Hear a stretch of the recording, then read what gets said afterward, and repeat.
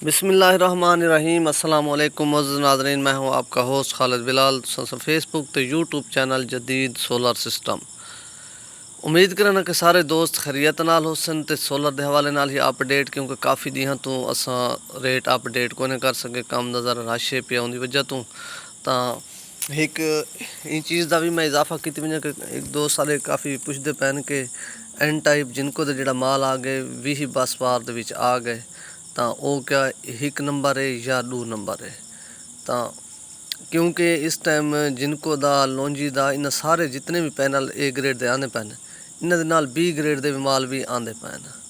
तो सिर्फ ये पे एक तो बाएतमाद डीलर को माल गिनो, तो बाकी उनकी हर किस्म वेरीफिकेशन करके उनकी PTF सारा, लेकिन ए ग्रेड का माल 20 10 बार के आंदा पाए, ये नहीं कि भी कोई नहीं आता पिया माल। इस टाइम जिनको का भी आंदा पे, तो लौंजी हैमो 7 का भी आंदा पे 20 10 बार के।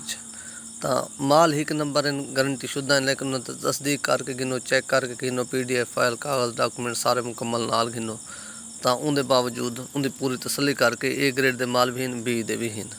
तो हूँ मैं ये चीज़ की तो श्योरिटी देने वा कि यका ए ग्रेड का आना पे, लेकिन नहीं बी ग्रेड के माल भी चाहते पे, अपनी तसली करके उसको गिनो माल जेड़ा भी गिनो। लेकिन ए ग्रेड का आंदा पे माल, उन्हें कोई चीज़ कोई नहीं कि ए ग्रेड का कोई नहीं आंदा पे, सिर्फ बी ग्रेड का आंदा पे, लेकिन माल दुहाएं इस टाइम मार्केट के मौजूद हैं।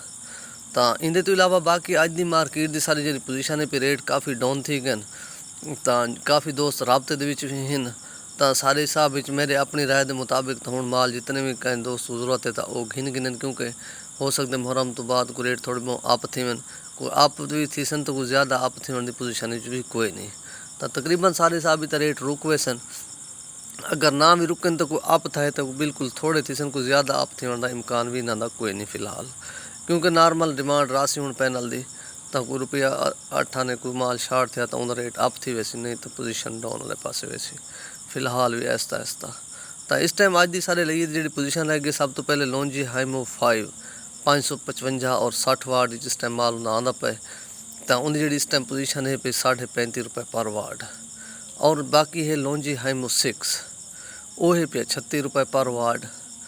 और इनके तो इलावा बाकी है जिनको एन टाइप सिंगल गिलास, उनका भी इस टाइम मार्केट के रेट पहले तो अक्सर बराबर है कि डबल का सिंगल का हूँ, लेकिन इस टाइम सिंगल गिलास का रेट ज़रा डाउन है पिया, वो इस टाइम 36 रुपये पर वाट है।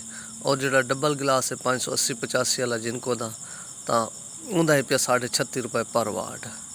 और इनके तो इलावा बाकी है जिनको P टाइप 550 55, उनका इस टाइम 34 रुपये पर वाट है। और इनके तो इलावा बाकी है कनेडियन एन टाइप टॉप कॉन, तो वह भी 575 और 80 वाट की जी पोजीशन है इस टाइम मार्केट की, वो भी 36.5 रुपये पर वाट। और उनका जो P टाइप का माल है पिया वो है 34.5 रुपये पर वाट, 550 55 वाला। और इनके तो इलावा बाकी है जे की पोजीशन इवें कि उन्होंने भी मार्केट इस टाइम माल आंदा पे एन टाइप का 575 80 वाट डबल गिलास, तो वो 36 रुपये पर वाट।